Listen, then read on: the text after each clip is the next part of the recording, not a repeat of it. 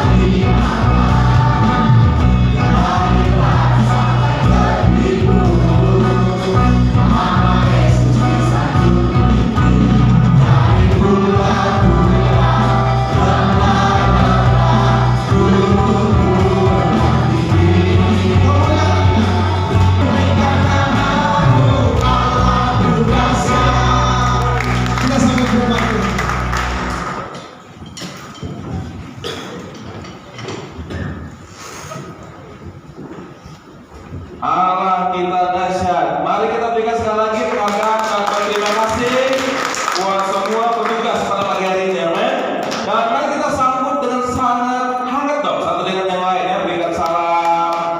Selamat hari Minggu ya. Selamat apa lagi hari ini? Selamat bertemu kembali. Ya, yang buruk suruh tersenyum. Karena senyum suruh lebih semangat lagi. Amin. Senang bisa bersama-sama kembali ya. Minggu lalu saya tidak bersama-sama dengan kita di sini. Saya ambil waktu sedikit untuk keluarga ya, dan menjalankan kita semua. Karena kita harus memberangkatkan saudari kamu, anak kami juga, Sena, untuk bisa melanjutkan studinya ke negara lain ya. Dan puji Tuhan semua berjalan dengan baik berkat doa-doa kita semua. Sekali lagi saya berterima kasih buat semua jemaat atas semua support, doa, dan dukungannya kepada kami sekeluarga. Amin. Sebelum kita mendengarkan firman Tuhan, mari kita berdoa. Bapa di surga, kami bangga dan bersyukur bagian dari keluarga ini, di mana Engkau terus memelihara hidup kami. Engkau mau menjadikan kami terus sebagai gaung daripada hidup Engkau ketika ada di dunia ini. supaya apa yang pernah kau hidupi itulah yang kami hidupi hari ini. Bagaimana dulu murid-murid engkau hidup, itu jugalah yang kami yakini untuk kami hidupi hari ini. Dan tentunya dunia lebih kuat untuk terus bisa mempengaruhi cara berpikir dan cara hidup kami.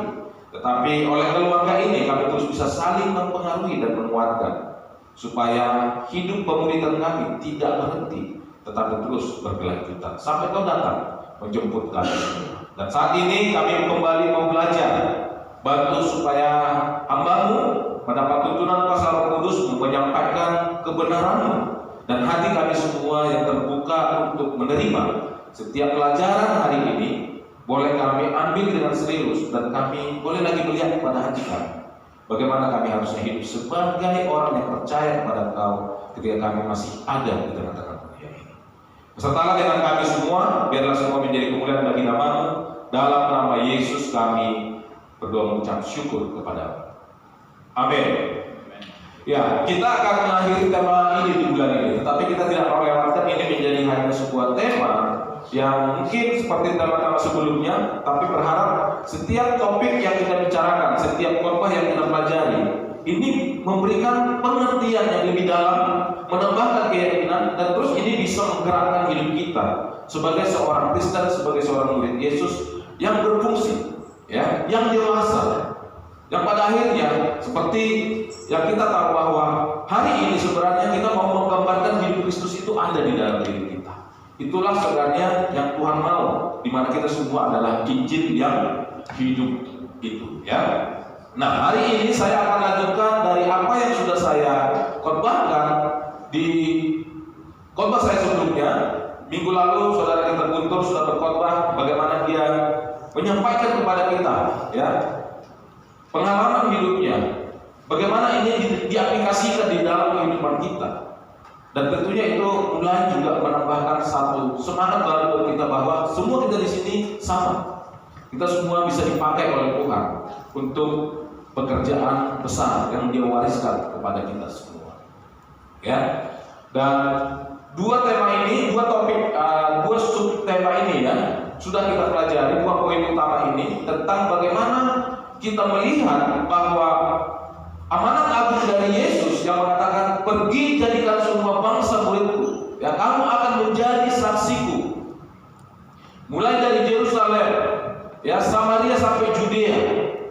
Dan ini semuanya harus memang direspon dengan dua poin utama ini. Pertama, harus mencintai panggilan itu dan menghidupi panggilan itu. Dan ini saya simpulkan sebagai echoes of Jesus. Ya, ekos itu eko, ya. Kalau saya ngomong di sini kan ada gaungnya besar, ya.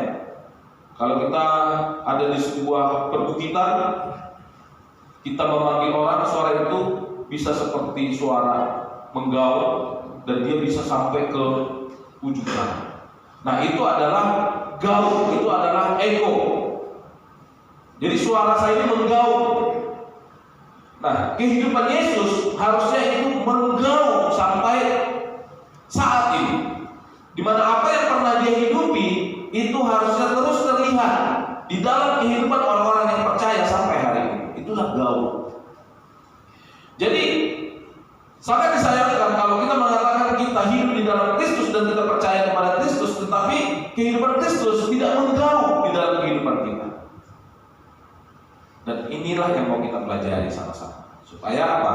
Supaya kita adalah murid-murid yang boleh dilihat, boleh dirasakan oleh orang lain bahwa Kristus juga hidup di dalam diri kita. Kita mulai dari Galatia 1 ayat 11 sampai 15. Sebab aku menegaskan kepadamu saudara-saudaraku bahwa Injil yang kuberitakan itu bukanlah Injil manusia. Karena aku bukan menerimanya dari manusia, dan bukan manusia yang mengajarkannya kepadaku, tetapi aku menerimanya oleh penyataan Yesus Kristus. Sebab kamu telah mendengar tentang hidupku dahulu dalam agama Yahudi. Tanpa batas aku menganiaya jemaat Allah dan berusaha membinasakannya. Dan di dalam agama Yahudi aku jauh lebih maju dari banyak teman yang sebaya dengan aku.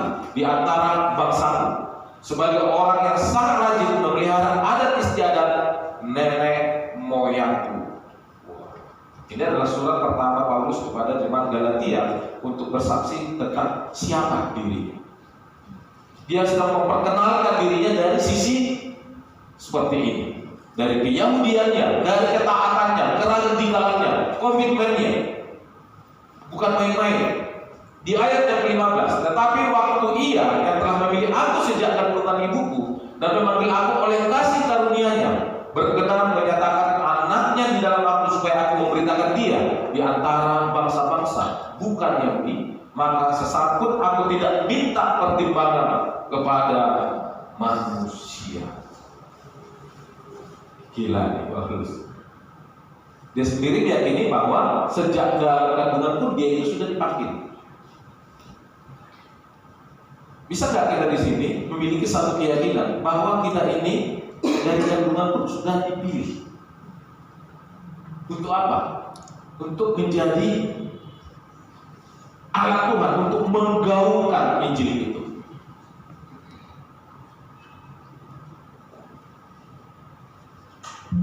Menggaungkan Yesus itu. Atau kita di sini tidak meyakini itu, sehingga kita melihat diri kita ini hanya sosok atau pribadi yang udahlah, penting hari Minggu rajin datang gereja. Yang penting sudah punya status identitas Kristen. Dan kita percaya dengan apa kata-kata orang, yang udah yang penting percaya dalam nama Yesus kita sudah selamat. Nah, kita hanya fokus kepada benefitnya saja, tapi kita lupa bahwa sebenarnya ada hal yang lebih tinggi, ada ekspektasi Tuhan. Kalau saya bicara sini ekspektasi, ada pengharapan Tuhan bahwa hidup kita bukan hanya untuk menikmati keselamatan, tetapi selama kita hidup, kualitas dan karakter Kristus itu nyata di dalam kehidupan kita. Kenapa? Ini memuliakan Tuhan. Kalau di luar daripada karakter Kristus, itu menista Tuhan. Dan ini yang banyak terjadi di dalam kehidupan kekristenan, bahwa bangsa lain, agama lain akhirnya menista Kristus. Karena apa? Melihat kualitas hidup kita. Saya terus terang setelah mengerti lebih baik, saya tidak mengaku Kristen kalau hidup saya benar-benar membuat orang lain semakin menghina Kristus. Dan ini pekerjaan yang terus kita harus kerjakan. Ini perjuangan yang harus kita terus perjuangkan supaya apa? Hidup kita sesuai dengan Injil Kristus.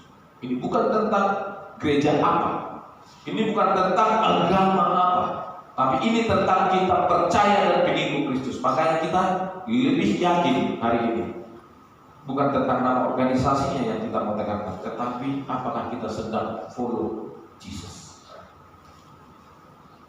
Amin semua di sini? Ya. The passion of Paulus. Jadi Paulus sendiri dari suratnya ke Galatia menunjukkan bahwa dia sendiri ingin menggaungkan hidup Yesus lewat dirinya. Dia mau hidupnya sama seperti Yesus. Bahkan dia mau mengatakan, saya tidak boleh sama hinanya kematiannya seperti Yesus. Kalau boleh saya lebih hina, karena saya adalah orang berdosa, karena Yesus adalah Tuhan yang sempurna. Nah, itulah dia melihat dirinya di hadapan Tuhan. Jadi view of God-nya itu sangat clear. Bagaimana Tuhan melihat dirinya dan dia melihat dirinya di hadapan Tuhan, itu sangat clear. Dan ini yang kita terus mau sama-sama bertumbuh. Minggu lalu di khotbah saya sebelumnya, saya sudah sampaikan kepada kita bahwa passion itu adalah gairah, motivasi yang didorong oleh satu dorongan yang kuat secara emosi di dalam diri seseorang, sehingga karena motivasi akan Kristus, karena gairah kecintaan akan kasih Kristus, membuat Paulus sangat mau berkorban untuk mencapai tujuan Kristus lewat hidupnya, mengejar impian Kristus untuk melalui dirinya. Inilah seorang Kristen sejati. Inilah kekristenan itu sendiri. Jadi kita sendiri pun harus punya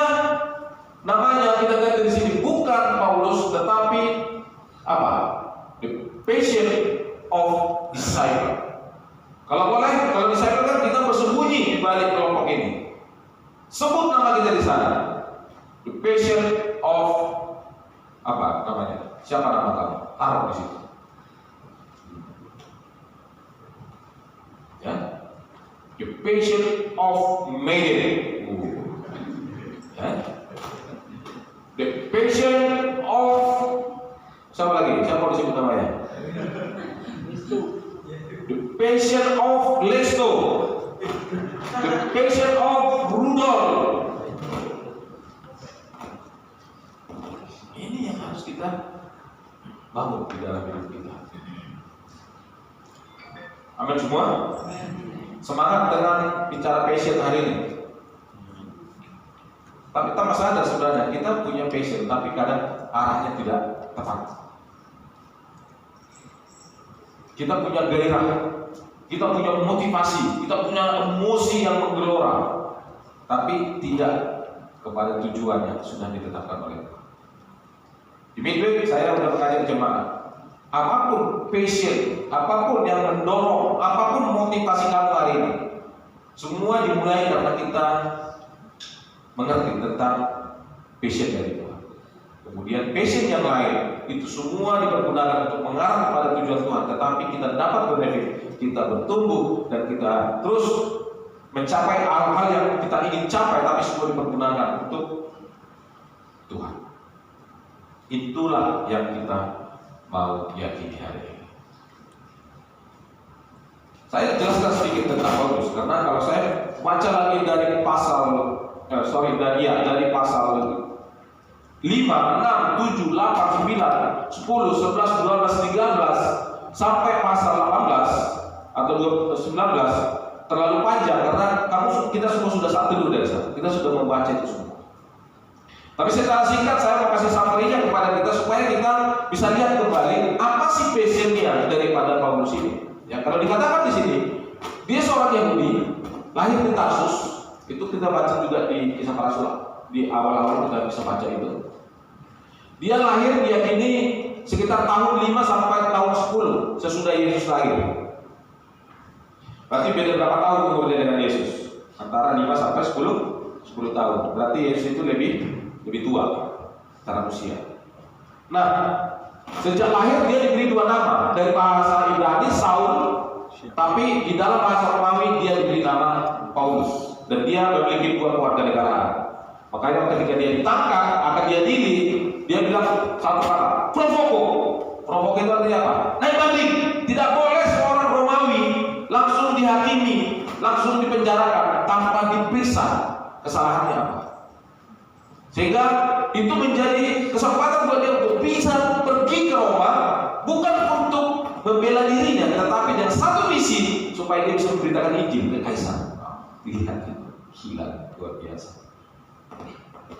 Dia pergunakan potensi yang ada di dalam dirinya, bukan lagi untuk kepentingan dirinya, tetapi bagaimana supaya Injil itu sampai kepada orang yang dia target.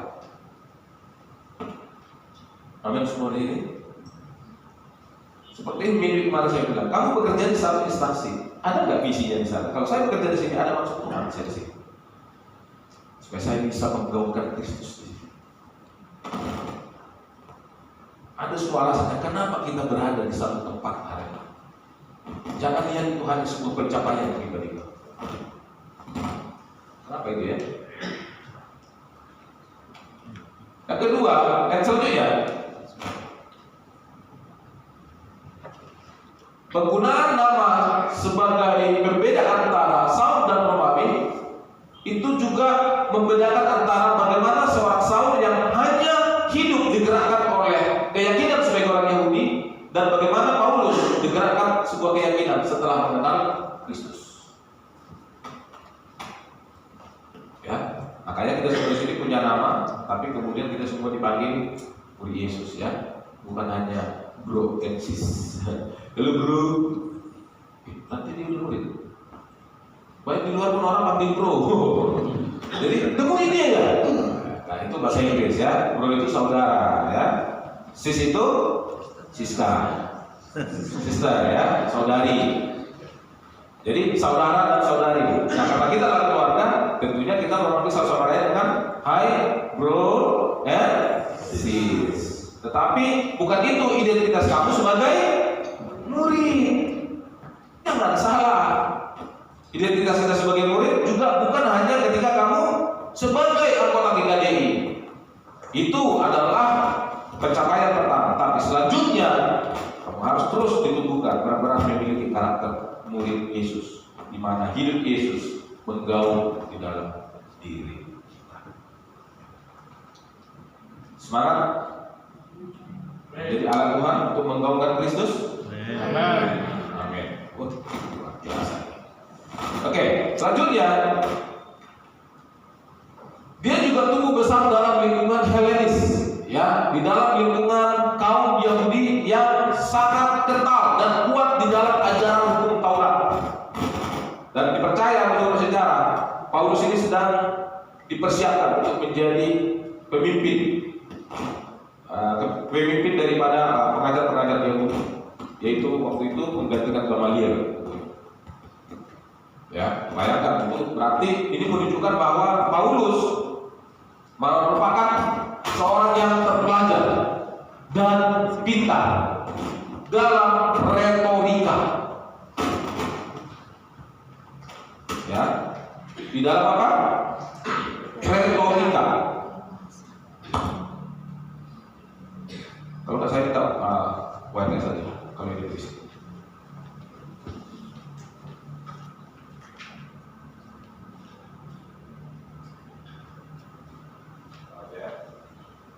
Ini mau minta diganti. Ini harganya murah, cuma 2 juta. Nanti kita ganti yang harga 20 juta. Tapi harus dipang dulu dengan tangan, dengan kuasa Roh Kudus. Karena harga 20 juta, jadi yang lain nggak boleh pegang. Ya. Cek. Halo, loh, suara saya lebih gaul daripada ini. Harga berapa ini? Oke. Kita lihat, dia terpelajar, pintar, tapi ketika dia berhadapan dengan murid-murid, dia tidak menggunakan kepintarannya atau latar belakang pendidikannya menjadi batasan untuk mereka bisa punya relationship sebagai keluarga. Karena dia mengerti, waktu dia kirim surat ke Korintus, ketika jemaat itu mulai terpecah, dia dengan yakin mengatakan apa? Orang merdeka, budak, miskin, kaya, semuanya telah dibaptis menjadi satu tubuh. Itulah keyakinan dia. Jadi seorang yang pintar tidak langsung melihat dirinya eksklusif, tetapi dia tetap bisa menerima semua orang. Bahkan dia mengatakan, ketika saya berhadapan dengan orang Yahudi, saya berpikir seperti orang Yahudi. Ketika saya bertemu dengan orang Yunani, saya akan berpikir seperti orang Yunani. Berarti ketika saya bertemu dengan orang yang tidak terpelajar, saya juga bisa beradaptasi seolah-olah bukan saya orang yang lebih pintar.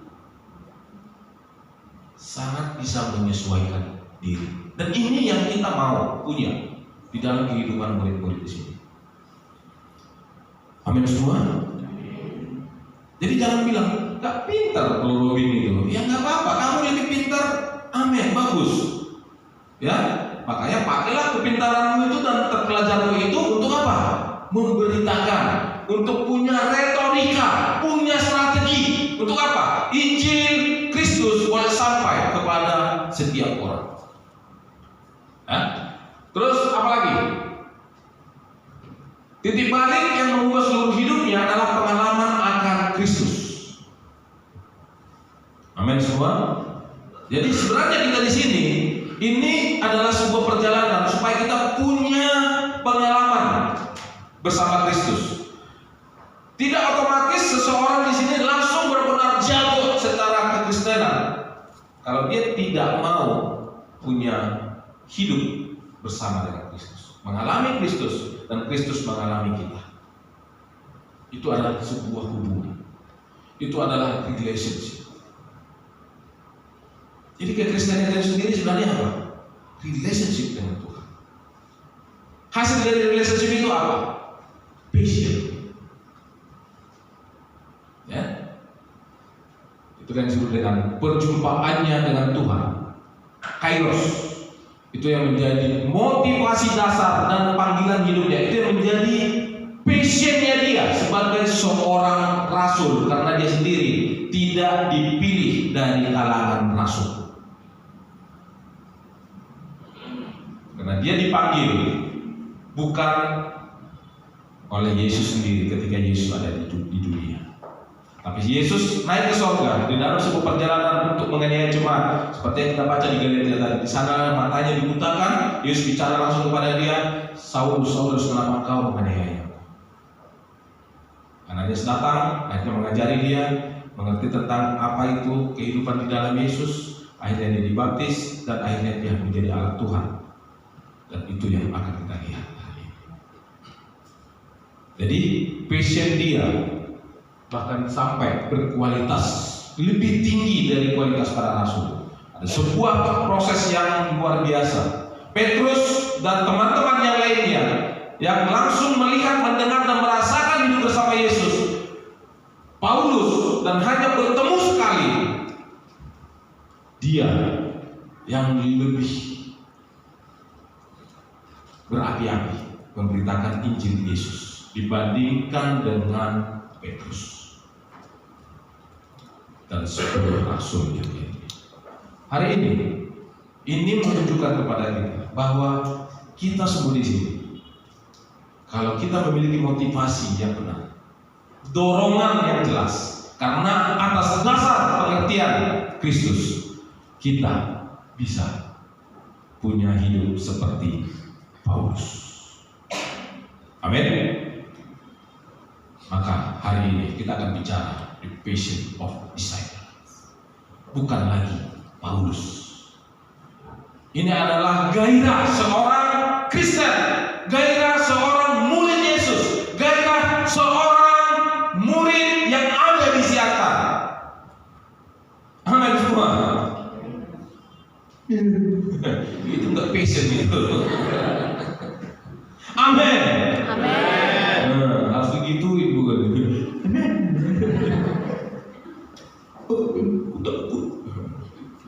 Oke.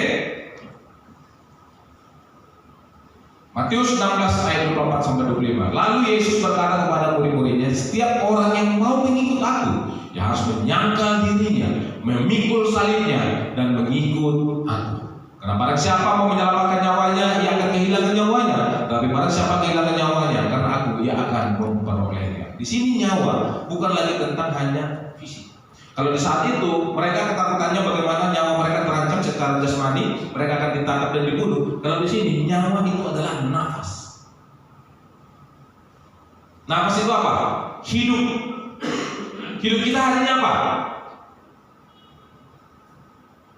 Apa yang ingin kita capai dalam hidup kita, itulah yang kita hidupi hari ini.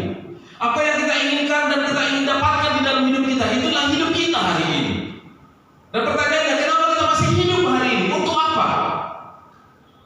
Apa yang kita prioritaskan? Apa yang kita kejar? Apa yang ingin kita capai? Itulah hidupmu yang sesungguhnya. Jadi hari ini, apa yang kita mau sangkal di dalam hidup kita hari ini? Apa yang kita takutkan? Apa yang kita takut kehilangan hari ini? Kenapa? Tapi barang siapa kehilangan, seolah-olah kamu kehilangan sesuatu yang itu sedang kamu kejar di dalam hidupmu, justru kamu akan memperolehnya. Ini artinya apa?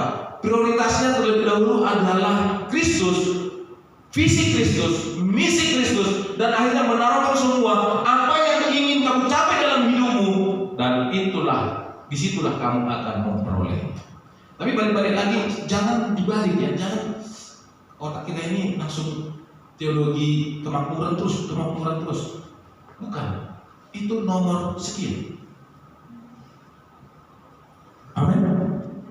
Karena hari ini banyak sekali pendeta-pendeta udah teologi kemakmuran semua. Bukti bahwa Tuhan kita hidup, kita diberkati. Amin, saya setuju.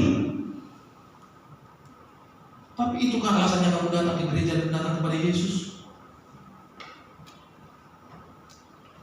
Ini level berikutnya di mana kita mau terus belajar dan bertumbuh menjadi Kristen yang dewasa. Bulan depan kita akan belajar tentang ini. seorang Kristen yang dewasa.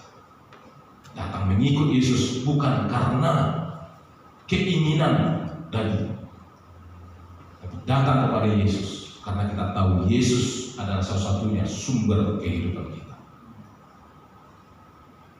Amin.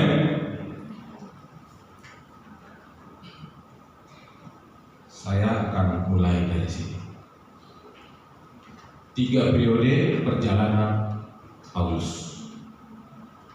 Kalau ada tanda titik-titik ini, berarti itu adalah perjalanan pertama. Warna apa ini? Orange. Berarti di sini, ya. Gitu cara lihat peta ya. Jangan dulu. Ini semua ini. Kayak cacing tengok semuanya, bukan gitu. Kamu lihat keterangan di bawah. Kunci peta. Nah, gitu ya. Amin semua, apalopun. Apa ini? Gitu ya. Nih lihat, kalau dia warna. Kalau sudah buka warna, suruh yang lain lihat. Apa warna apa ini ya? Oh, ini orange. Oh, sudah. Berarti inilah perjalanan dia yang pertama. Dimulai dari mana ini? Antioquia. Dia dibaptis di mana dia?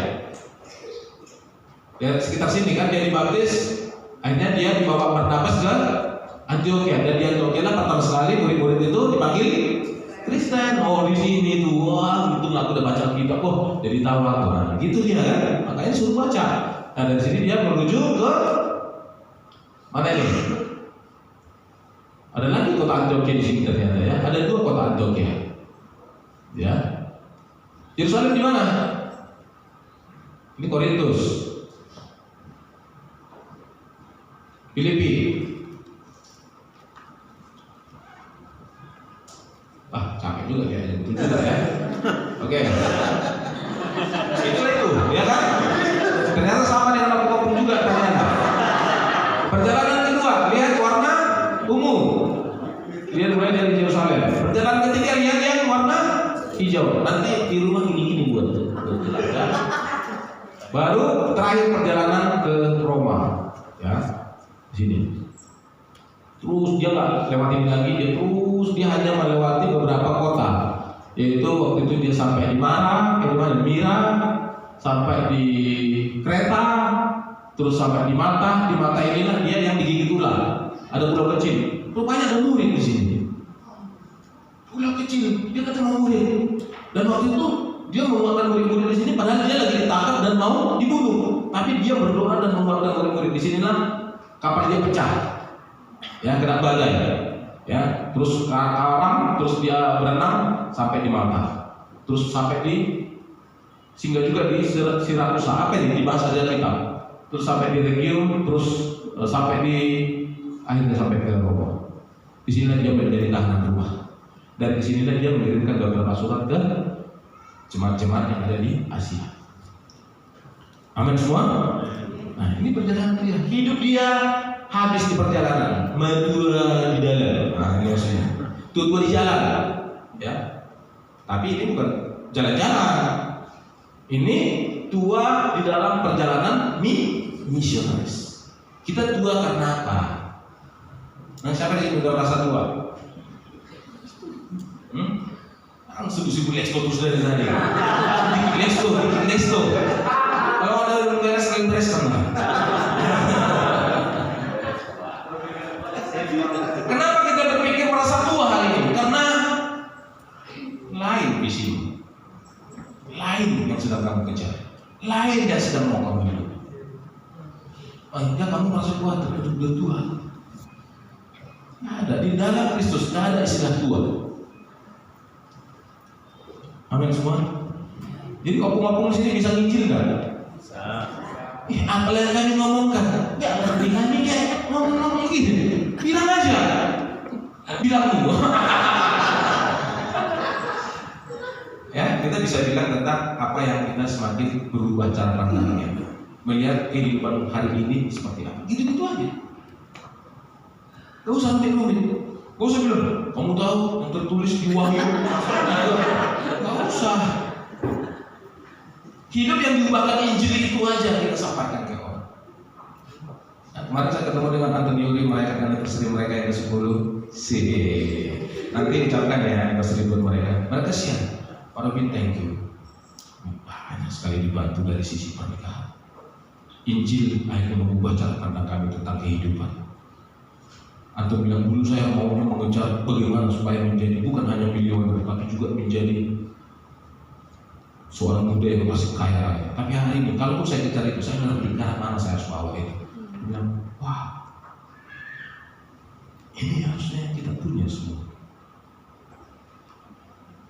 Amin. Saya bilang sama mereka, itu adalah story, impact story. Itu adalah impact story hidupmu. Itu aja tuh sampaikan ke orang. Kita di sini sebagai murid ada nggak impact story-nya gitu? Hah? Tahu story? Kisah, cerita hidup kita yang berdampak karena Kristus. Akhirnya kita ceritakan ke orang lain. Kok bisa kok begitu? Nah, bilang itu karena ada yang ngajarin aku kemarin Alkitab. Loh, kan udah kau belajar Alkitab dari sekolah minggu? Iya, ternyata dulu nggak ngerti.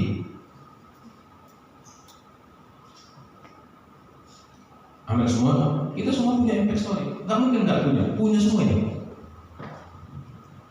Ya, nanti pulang ke rumah, ambil waktu untuk kamu menulis story hidup kamu menjadi murid. Apa yang membuat kamu menjadi murid dan apa dampaknya hari ini telah menjadi murid? Dan itu yang kamu ceritakan ke orang. Amin semua. Ada impact story-nya? Ada. Nah, harus dimarahin terus baru.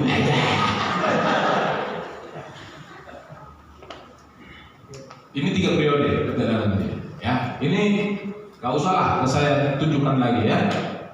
Ini bagaimana dia dari tahun 46 sampai 49 pergi ke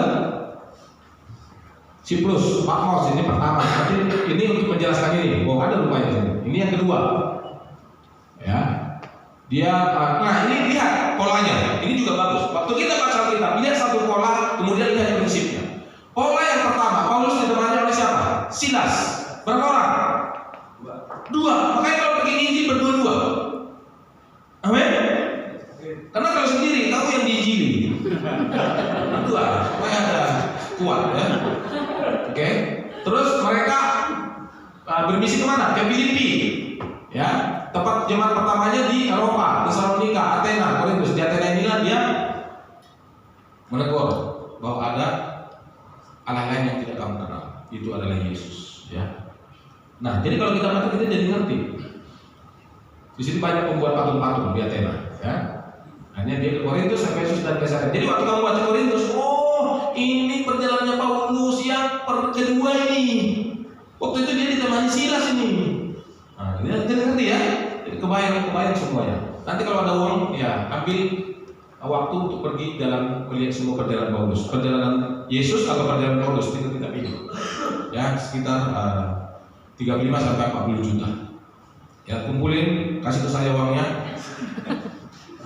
Cicil tiap bulan berapa? Nanti kita berangkat sama-sama. Amin. Karena kalau ada 10 saya gratis. Ya.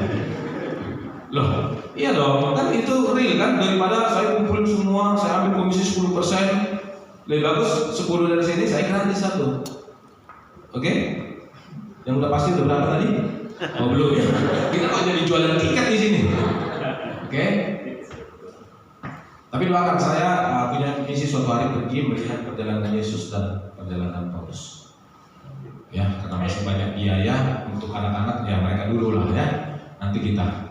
Makanya rumah lagi dijual-jual, tolong dibantu jual lah ya. Cuma apa ini? Oke, itu cuma apa aja ya. Jangan sampai stres semua. Akhir hidup Paulus. Datangnya Paulus ke Yerusalem tahun 8 memicu kemarahan orang-orang Kristen Yahudi. Mereka berusaha membunuh Paulus, namun untungnya dia diamankan oleh pasukan Romawi dan dipenjarakan oleh Antonius Felix. Felix mengamankan dia, dibawa karena apa? Provoko tadi. Provoko, tidak boleh dihakimi sepihak. Dia harus diadili oleh kaisar. Dan di sanalah dia punya kesempatan bersaksi kepada kaisar. Nah, kita lihat kisah para rasul ayat 20. Ini yang memulai semua itu. Karena itu ia menyuruh seorang dari Miletus ke Efesus dengan pesan supaya para penatua jemaat datang ke Miletus. Sesudah mereka datang, berkata dia kepada mereka, kamu tahu bagaimana aku hidup di antara kamu. Sejak hari pertama aku tiba di Asia ini, dengan segala rendah hati aku melayani Tuhan. Dalam pelayanan itu aku banyak mencucurkan air mata dan banyak mengalami pencobaan dari pihak orang Yahudi yang mau membunuh aku. Siapa di sini sudah sampai nangis gini?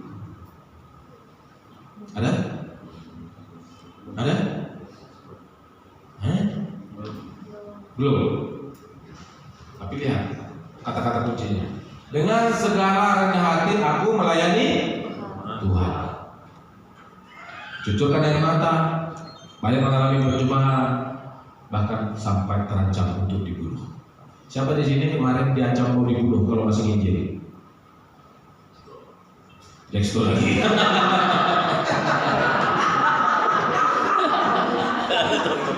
Ayat 20. Pasal 20 ayat 20. Sungguh pun demikian, lihat, walaupun demikian katanya, aku tidak pernah melalaikan apa yang berguna bagi kamu. Maksudnya dia ngomong kepada jemaat. Semua kuberitakan dan kuajarkan kepada kamu, baik di muka umum maupun dalam perkumpulan di rumah kamu. Lihat, ada PDA ya, ada PDG, amin. Minggu ini kita KDG. Apa yang harus kamu beritakan di sana? Apa yang kamu ajarkan di sana? Ya. Jangan kita kumpul makan aja. Amin semua. Makan. Mana makanannya nggak ada. Mulai besok ubah. Kita kumpul. Tolong yang dosen makanan. Aku mau dengar pengajaran. Nah gitu. Supaya dapat keyakinan aku sebagai murid ini. Udah kayak guru aku. Udah kayak murid lagi. Oke? Supaya mereka bertobat kepada Allah dan percaya kepada Tuhan kita Yesus Kristus. Tetapi sekarang sebagai tawanan roh, aku pergi ke Yerusalem dan aku tidak tahu apa yang akan terjadi atas diriku di sini. Karena waktu dia pergi ke Yerusalem, dia memang terancam untuk dibunuh. Dia akan mati. Tahu kenapa? Karena awal dia berangkat dari Yerusalem itu untuk mengejar dan membunuh murid-murid. Dan dia dengar, dia sudah menjadi pengikut Kristus dari kelompok orang yang dia membunuh itu. Dia wajar balik ke Yerusalem. Oh, tahu balik sini mati kau Paulus. Dan dia tahu. Tapi dengan tawanan roh, tapi karena roh yang nyuruh aku ke sana, yang mati pun nggak apa-apa. Kalau memang itu roh yang nyuruh, bayangin. Sampai segitu. Dia tahu dia tidak akan mati, tapi dia anggap dia tawanan roh. Kita tawanan siapa ini? Tawanan iblis atau tawanan roh? Setiap murid adalah tawanan roh. Tawanan apa? Roh. Dulu kita ditawan oleh iblis, diperbudak oleh iblis, itu maksudnya. Tapi sekarang kita adalah tawanan roh. Selain daripada yang dinyatakan Roh Kudus dari kota ke kota kepadaku, bahwa penjara dan sengsara menunggu aku. Tetapi aku tidak menghiraukan nyawaku sedikit pun.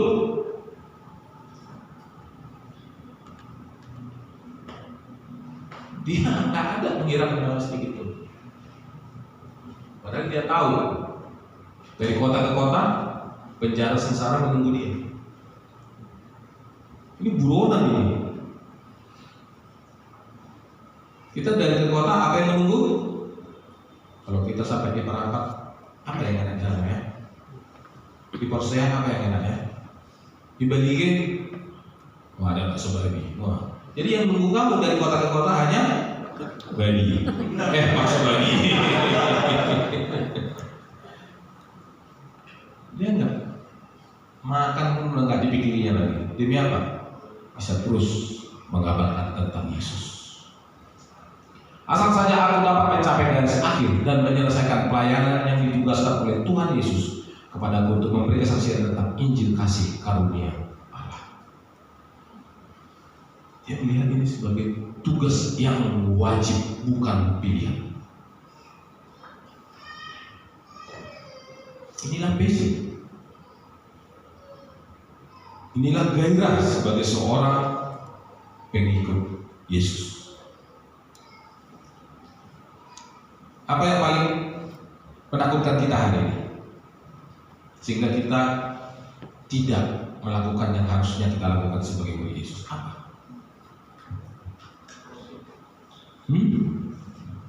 Apa yang paling menakutkan kita?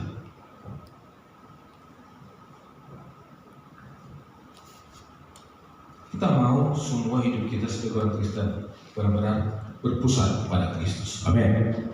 Bukan kepada diri sendiri. Christ center, bukan self center. Kristus yang menjadi pusatnya, bukan diri kita. Kalau diri kita itu kelihatan kok, dari doa kita jelas. Tuhan kasih aku uang yang banyak, Tuhan kasih aku rumah, kalau single Tuhan kasih aku pasangan hidup. Itu kita pusatnya. Jadi menjadikan Tuhan alat untuk memenuhi keinginan kita dan kebutuhan kita. Tapi kalau Christ dari doanya beda. Tuhan tambahkanlah brother sister yang semakin bisa dipakai oleh engkau untuk pembangunan dan pertumbuhan kerajaan engkau. Di sana pasti akan ada laki-laki dan perempuan. Otomatis itu jadi pasangan hidupmu dong. Beda kan? Beda nggak? Daripada kamu nangis minta supaya ditambahkan brother sister atau brother atau sister di sini supaya Tuhan biar ada pasangan hidupku. Tolong juga yang ditambahkan kalau sister yang cute-cute.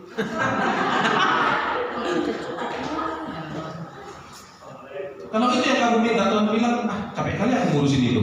Bukan itu visiku. Sekarang ubah.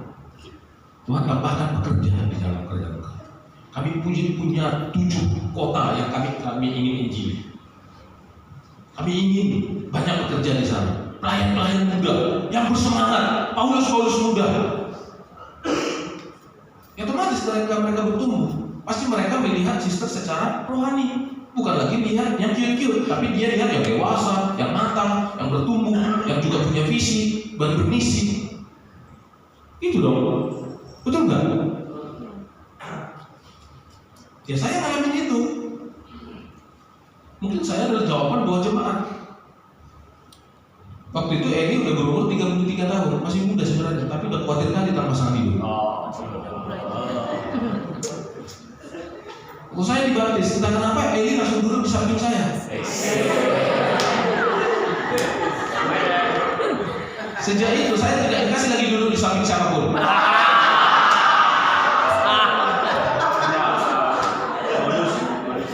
Biasa kalau dibaptis kan langsung di reverse sama sister, betul kan? Waktu saya di reverse, bro, boleh saya reverse dulu? Kok ini pula yang reverse aku? Karena bukan sister yang aku target. Atau memang belum memikirkan itu karena saya mau fokus visi Kristus. Pasangan hidup nggak ada. Sekarang hidup untuk Kristus saja. Ya, tetapi Eli mengganggu saya.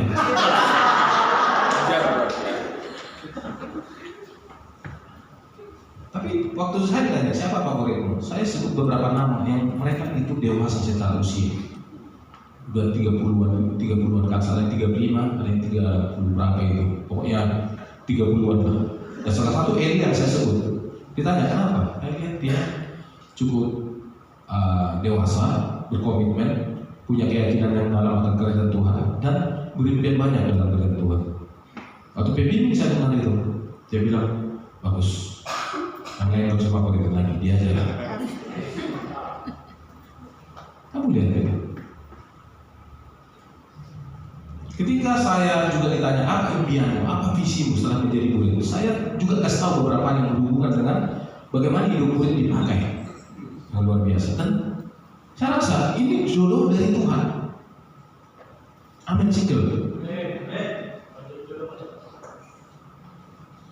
Jadi brothers ini meskipun kamu muda, tapi kalau kamu matang dalam berpikir dan berdewasa di dalam melihat rencana Tuhan, apa beda usia? Saya sama ini beda 6 tahun. Hari ini Tuhan adil, dibuat wajah kami sama-sama tua, sama-sama muda maksudnya. Betul nggak? Ini makin kesini makin muda, saya makin kesini muda juga.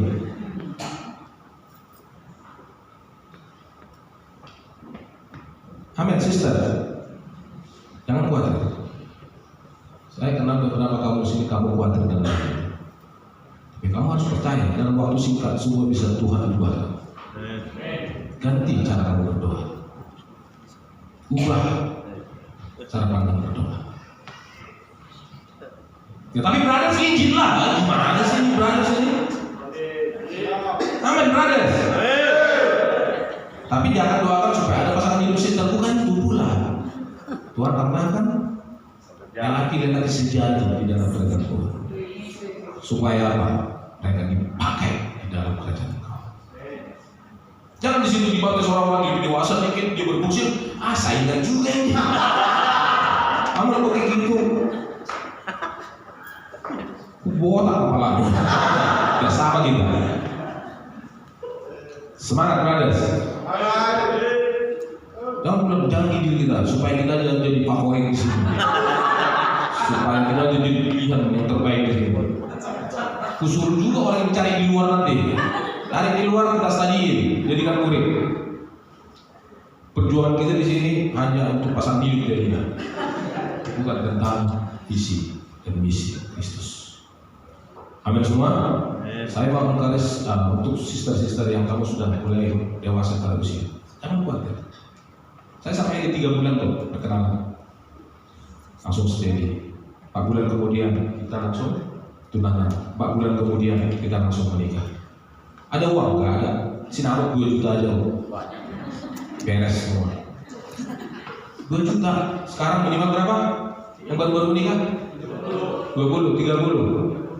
Ya wajar lah, ya kan? Coba kalau mau buat visi mungkin untuk Kristus, gratis itu. Ya, Tuhan perlengkapi, ya kan? Kenapa kamu menikah? Supaya kamu bisa pergi Injil kemana? Ke Toba. Pasti gratis nama itu.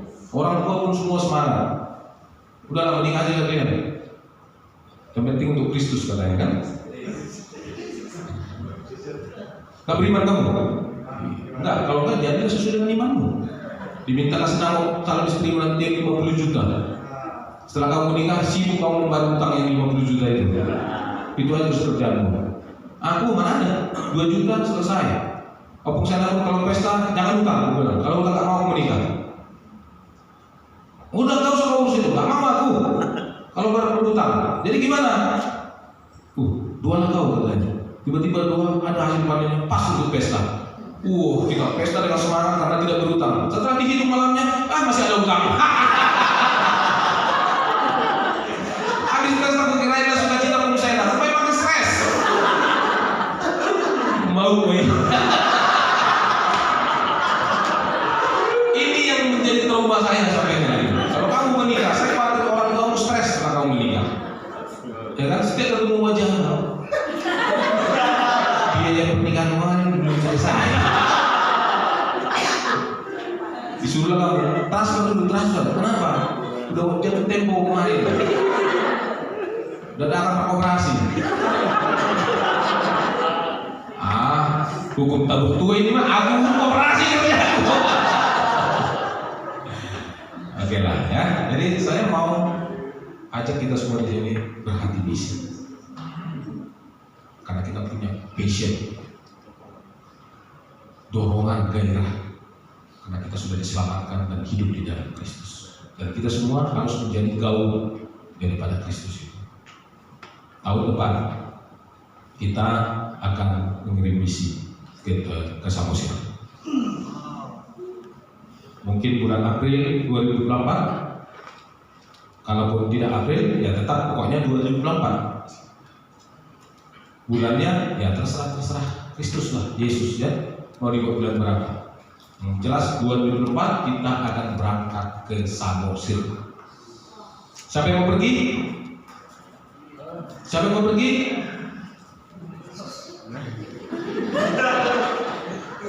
Kau angkat tangan. Wish, tepuk tangan dulu dong buat yang tahu. Ini nggak jauh dari bapaknya ini. Ini kayak Timotius ini, Timotius. Ya, iman mamamu ada di dalam dirimu dan bapakmu juga. Timotius muda ini nanti, Timotius Syatan. Mana bapaknya? Masih ada?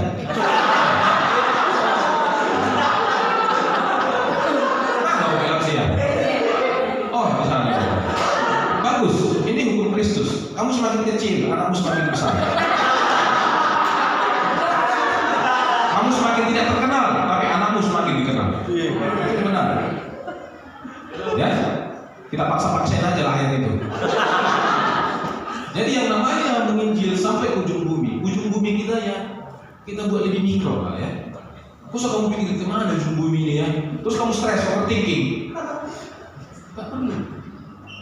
Nanti biar kamu lihat ujung bumi sampai kamu di Samosir, kamu pergi aja ke paling puncak tinggi di atas itu, dan kamu lihat ujung bumi langsung. Kita mau sini, ya? Semangat semua? Tapi tujuannya semua apa? Supaya berpusat kepada Kristus. Kemuliaan buat Tuhan.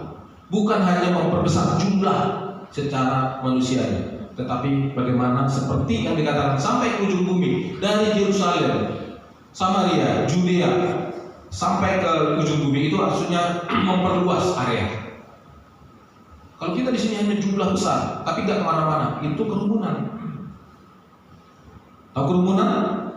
Dan hati-hati, gereja ini bisa jadi kerumunan aja. Bisa kita buat ibadah 5 kali sehari, bisa. Ya, saya setup di sini penyanyi yang bagus-bagus semua. Yang tadi itu nggak dipakai. Main musik nggak pakai. Invest modal, beli semua peralatan bagus, ya, investasi semua. Pilih penyanyi-penyanyi bagus, saya gaji. Rame orang datang. Yang tadi itu gila tuh. Tapi saya lebih berharap yang tadi penyanyi di sini. Walaupun biasa-biasa, tapi karena kamu melakukannya dari hati, itu yang luar biasa. Tiap Jumat latihan, jangan dibayar. Gak ada di sini pelayanan yang dibayar. Karena kalau dibayar, rusak ini kau yang ganti semuanya. Makanya kalau kamu rusak pun saya kan senyum-senyum aja. Amin semua. Kita berikan aplaus dulu buat song ministry semua. Tiap Jumat ya dia. Tiap Jumat. Ya. Gak ada tahu goreng, tahu isi ada dikasih? Gak ada. Aku ada. Itu pun bukan dari aku kan? Tapi di kepala kamu udah tua, tapi bagus lah. Berkelas sedikit dari orang kan? Kan banyak lain. Satu kotak berapa? 12.000. Atau air api di sini. Semoga nggak kena ginjal kamu semua. Oke? Ya, saya mau kita lihat lagu ini. Saya mau jadikan ini Mars GKD Isyata sebelum kita kirim misi ke Samosir. Ada yang udah tahu? Ada. Ini semua jemaat harus tahu. Ada kabar gembira untuk semua manusia. Kabarkan, dapat merubah hidup agar menjadi benar. Kabarkan, jadikanlah semua bangsa menjadikan murid Yesus yang setia.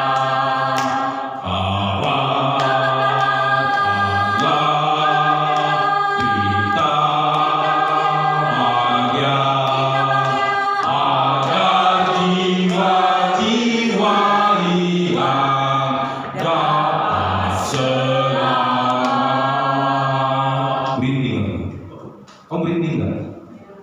Berarti sendirinya dia lemas. Bagus nggak lagunya? Bagus. Gampang dihafal. Nggak perlu pakai musik semangatnya.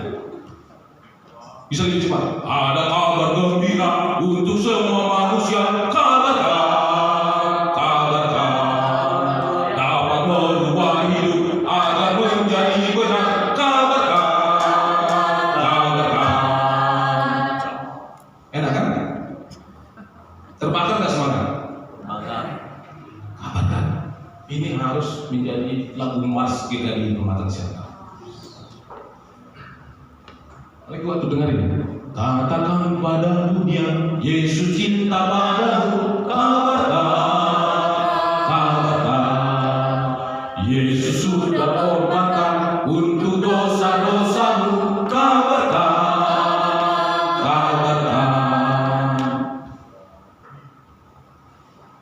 Haleluya. Itu saja ya, ditutup dengan satu lagu ini. Semoga ini membantu dan mendorong semangat kita supaya kita punya passion dan terang kita berdua. Oh, kamu mau kita nyanyikan sama-sama? Ya. Dari awal? Oke, ayo kita nyanyikan ya. Jadi setiap kamu nyanyikan ini nanti lari ke sini, keren. Nyanyikan dari sini, lari ke sini. Nyanyikan dari sini, lari ke sini. Itu aja. Pokoknya selalu ditutup dengan keren. Oke. 1, 2, 3, ya. Ada kabar gembira untuk semua manusia. Kabarkan, dapat merubah hidup agar menjadi benar. Kabarkan, jadikanlah semua bangsa.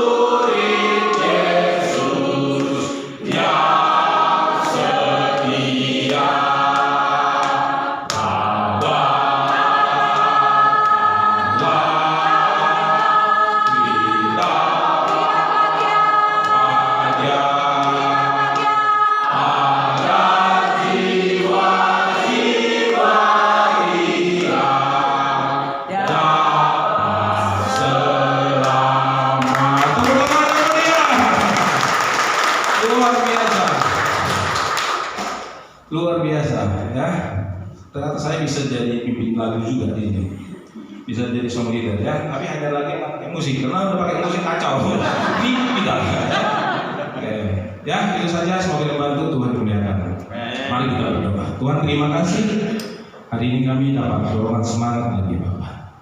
Supaya kami punya passion, punya motivasi, punya emosi terhadap kasih Engkau. Di mana Engkau telah memilih dan memanggil kami bukan saja untuk menikmati karunia keselamatan, tapi bagaimana kami terus bisa meneruskan keselamatan ini, mengabarkan berita bahagia supaya dikumpulkan orang-orang yang percaya kepada Engkau untuk tetap setia sampai Kau datang menjemput kami semua. Terima kasih untuk firman yang boleh kami dengarkan hari ini. Biarlah kami semua boleh pulang membawa kabar baik ini untuk kemuliaan bagi Engkau. Dalam nama Yesus kami berdoa mengucap syukur kepada. Amin.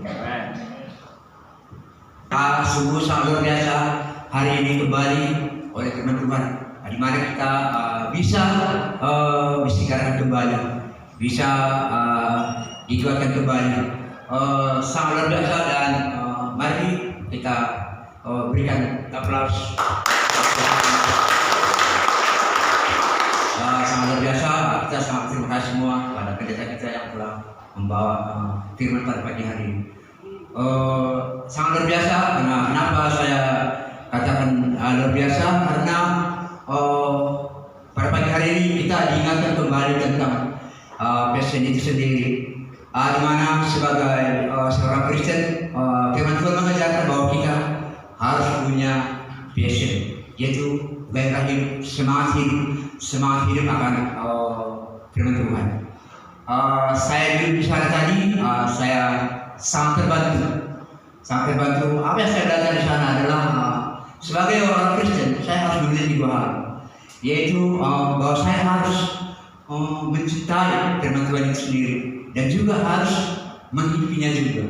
Dan sangat luar biasa juga saya pribadi diingatkan bahwa dalam keduanya ini saya harus punya semangat sendiri, semangat saya. Bapak Ibu semuanya, pada pagi hari ini sebentar lagi kita akan mempersiapkan perjamuan kudus, dan mari kita sama-sama mempersiapkan hati dan pikiran kita. Sebelumnya saya membacakan sebagai ayat pengantar buat kita di Yeremia 29 ayat 11.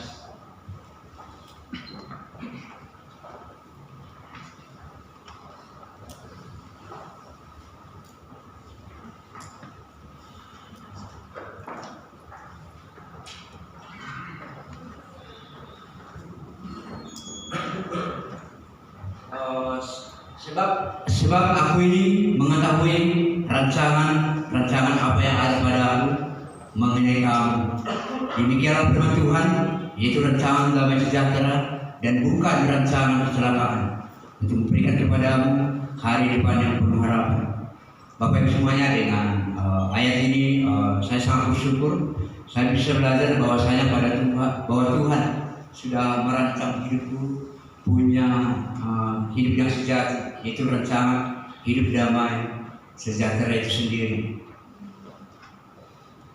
Bapak Ibu semuanya, sebelumnya saya memperkenalkan diri saya. Saya kenal diri saya Maidin Seradi dari 4 bersaudara. 4 bersaudara, 2 laki-laki dan 2 perempuan. Dan saya pribadi anak di 2 laki. Bapak Ibu semuanya, saya sangat bersyukur. 23 tahun yang lalu bersyukur ya bisa berada di jemaat, di komunitas ini. Bersyukur bisa berada dalam jemaat ini dan menjadi murid Yesus. 31 Oktober 1999.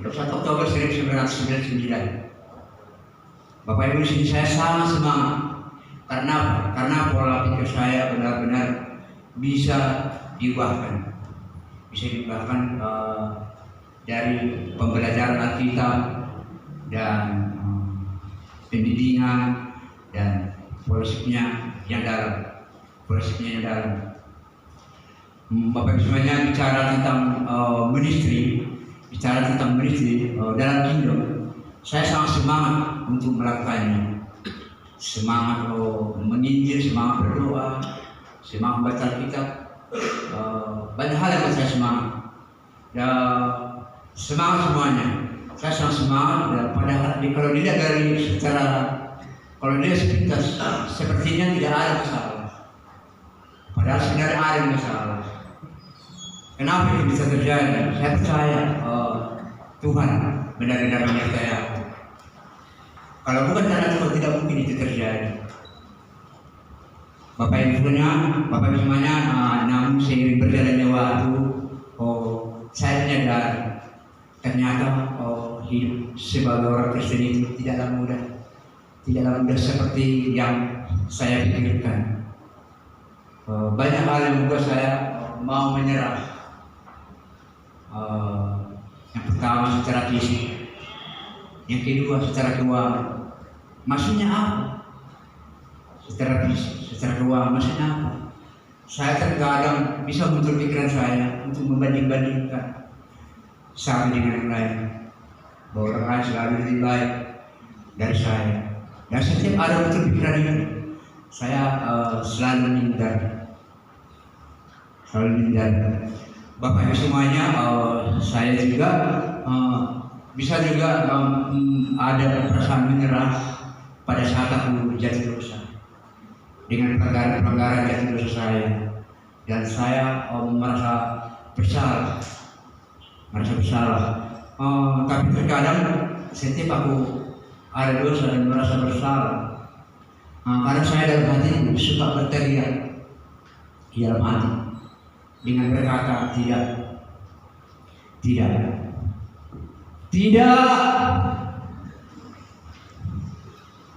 Maksudnya apa?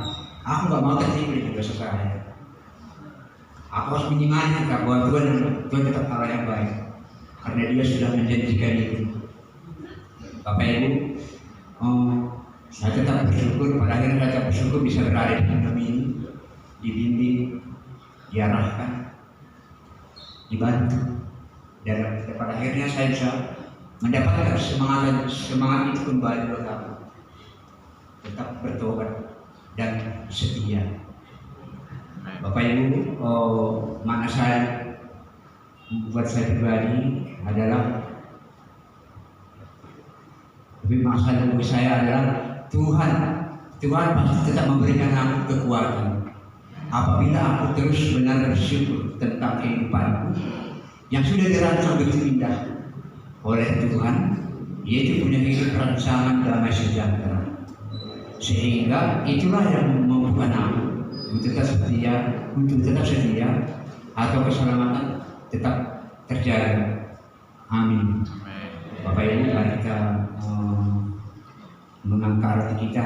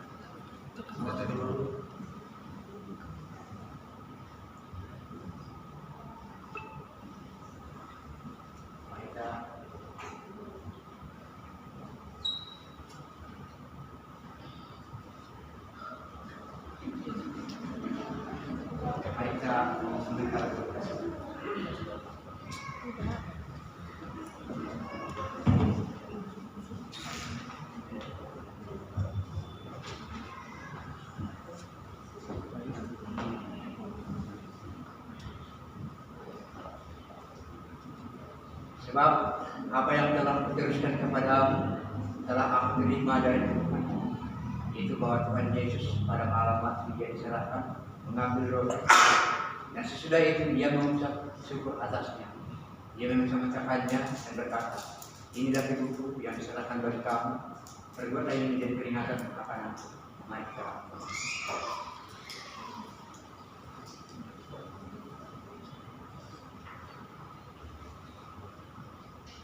Mari kita mengangkat cawan kita. Demikianlah juga Dia mengambil cawan sudah makan, lalu berkata, cawan ini adalah perjanjian baru yang dimeteraikan oleh darahku. Perbuatlah ini setiap kali kamu meminumnya menjadi peringatan akan aku. Mari kita minum.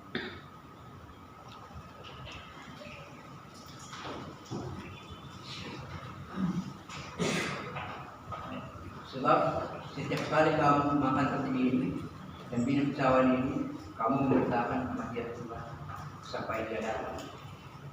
Mari kita berdoa.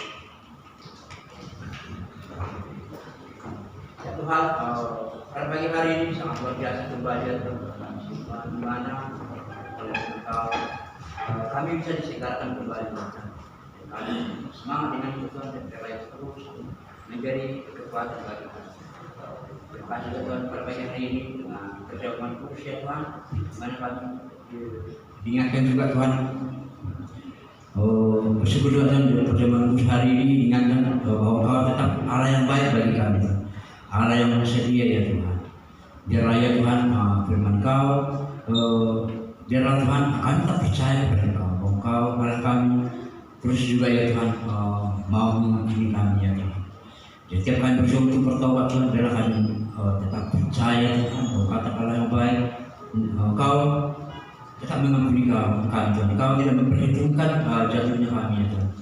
Kami harus terus percaya dengan itu Tuhan. Dan bahkan Tuhan kami harus ingat selalu bahwa hidup kami juga Engkau sudah rancang begitu indah ya Tuhan, yaitu bahwa kami punya hidup damai sejahtera ya Tuhan. Terima kasih Bapak, kalau senantiasa Engkau terus memberkati kami ya Tuhan. Biarlah ini perjamuan khusus ini tetap kami imani bersama, terus ini menjadi kekuatan bagi kami, dan juga melalui firman yang diberikan hari ini Tuhan. Biarlah itu menyegarkan kami sehingga kami tetap semangat dengan pertobatan kami Tuhan. Tuhan, pada pagi hari ini kami telah berdoa dan bersyukur. Amin.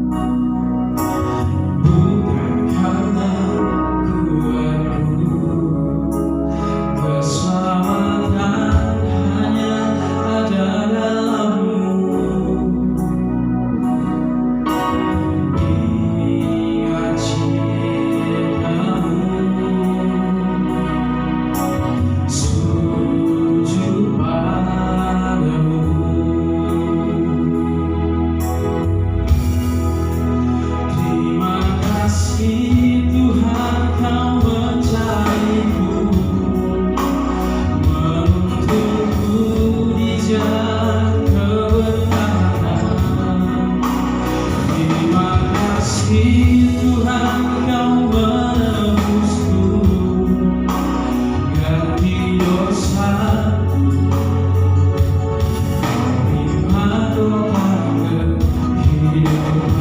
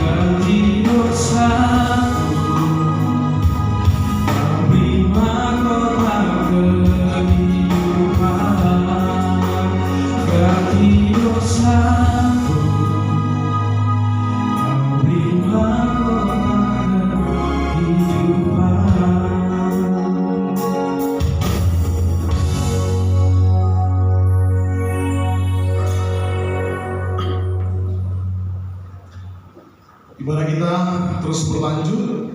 Sebentar lagi kita akan mengumpulkan persembahan atau kolekte untuk Tuhan kita. Mari kita memberi dari hati kita untuk pembangunan kerajaan Tuhan. Dan sebelumnya kita akan mendengarkan pengumuman yang akan ditampilkan di layar untuk kegiatan di minggu depan. Akan diadakan kegiatan KDG, kumpul dalam grup. Ini akan dikoordinasi oleh pemimpin grup masing-masing. Ya, itu saja pengumuman kegiatan yang disampaikan untuk kegiatan minggu ini. Boleh dikoordinasi oleh pemimpin grup masing-masing. Kita akan mengumpulkan persembahan, tapi sebelumnya mari kita satukan hati, kita berdoa. Kami bersyukur Tuhan buat kasih daripada Tuhan, boleh kami jalankan ibadah kami sampai saat ini. Kami mendengarkan firman Engkau, kami juga telah mendengarkan kesaksian dari saudara kami melalui perjamuan kudus yang boleh kami rayakan hari ini, mengingat kembali bagaimana kebaikan Engkau Tuhan. Engkau rela mati bagi kami. Dan sebentar lagi Tuhan, ibadah kami akan selesai dan kami akan lanjutkan kegiatan kami. Biarlah semuanya itu kami serahkan ke Tuhan. Dan kami juga akan memberi Tuhan, biarlah persembahan yang boleh kami berikan kepadamu, boleh Engkau senangi Tuhan, dan kami boleh ikhlas di dalam memberi. Inilah persembahan kami, terimalah persembahan kami ya Tuhan. Amin. Sembari kita mengumpulkan persembahan, kita bawakan pujian Jangan Lalai.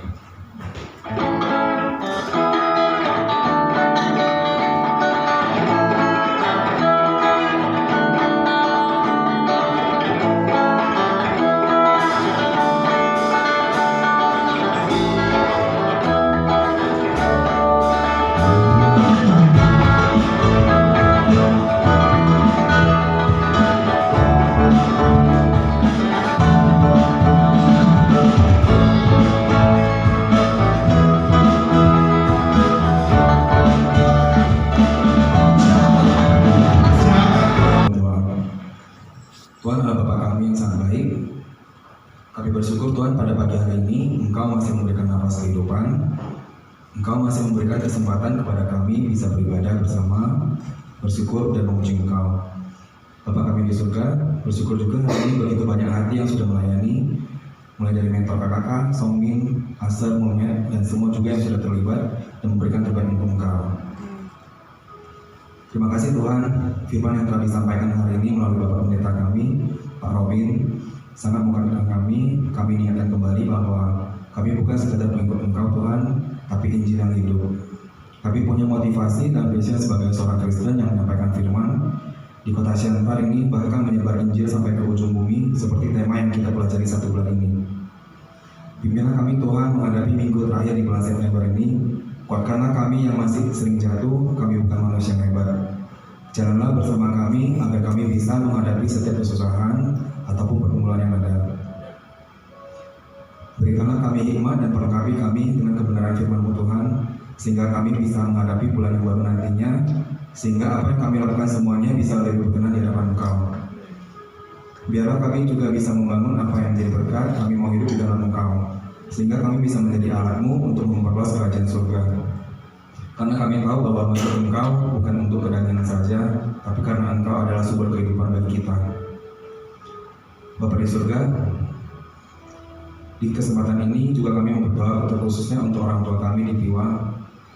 Mereka yang sudah menjadi inspirasi bagi kami generasi muda. Kami tahu seiring berjalannya usia tidak mudah bagi mereka untuk beraktivitas penuh. Engkau berikanlah penghiburan dan sukacita, cukupkan kebutuhan dan kesehatan mereka, agar mereka bisa tetap aktif dan produktif. Kami yakin Engkaulah yang senantiasa akan menyertai masa tua mereka.